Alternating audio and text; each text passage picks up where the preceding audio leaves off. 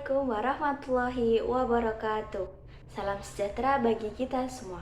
Salam, Om Swastiastu, Namo Buddhaya, Salam Kebajikan. Hari Sabtu, berlari santai menuju pusat kota Wonogiri.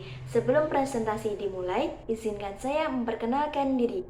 Saya Novriani Desi Nur Utami dengan nomor NPM 2022 Untuk materi hari ini tentang kewajiban dan tugas personil BK. Personil utama pelaksanaan pelayanan bimbingan dan konseling adalah koordinator BK dan konselor.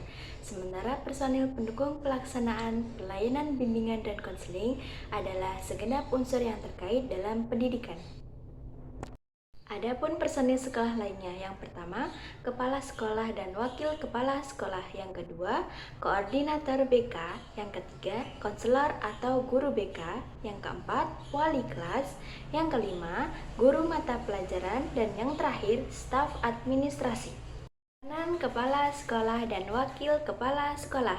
Yang pertama, menyediakan sarana dan prasarana, tenaga, dan berbagai fasilitas lainnya untuk kemudahan bagi terlaksananya pelayanan bimbingan dan konseling yang efektif dan efisien.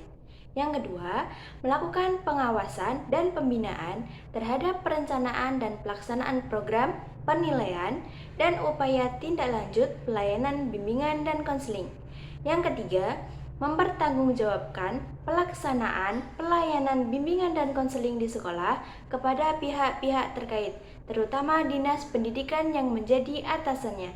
Yang terakhir, menyediakan fasilitas, kesempatan, dan dukungan dalam kegiatan kepengawasan yang dilakukan oleh pengawas sekolah di bidang bimbingan dan konseling.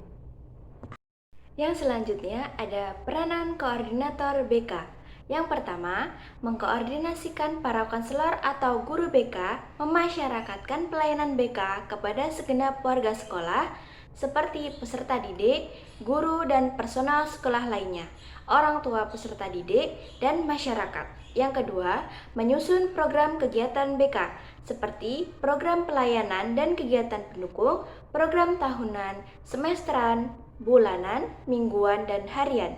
Yang ketiga, melaksanakan program BK.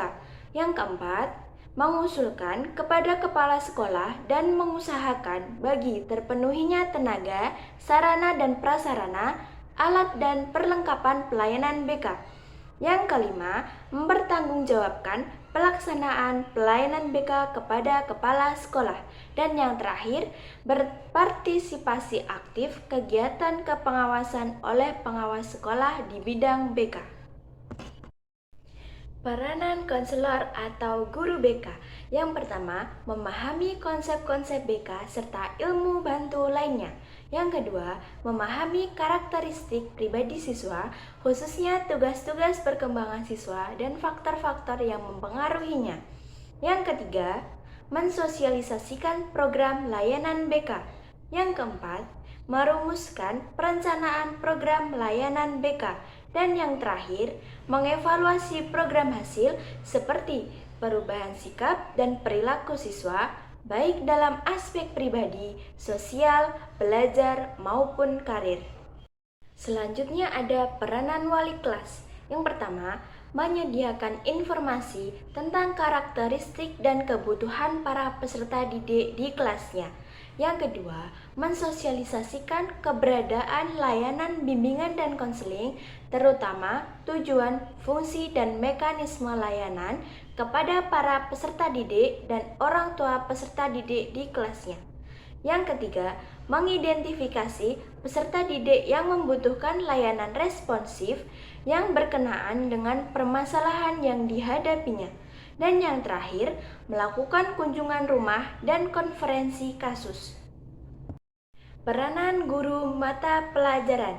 Yang pertama, membantu konselor mengidentifikasi peserta didik yang memerlukan pelayanan BK, serta membantu pengumpulan data tentang peserta didik.